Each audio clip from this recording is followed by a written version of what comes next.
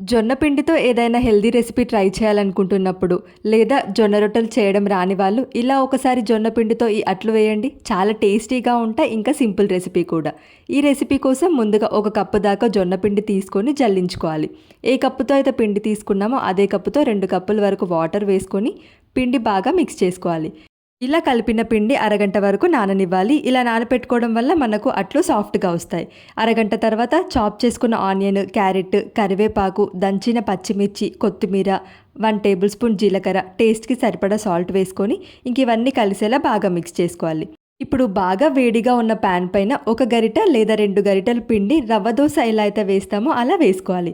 ఇంకా ఒక table spoon oil వేసుకొని గోల్డెన్ బ్రౌన్ కలర్ వచ్చేంత వరకు ఫ్రై చేసుకొని ఫ్లిప్ చేసి ఇంకో సైడ్ ఫ్రై చేసుకుంటే అట్టు క్రిస్పీగా ఉంటుంది.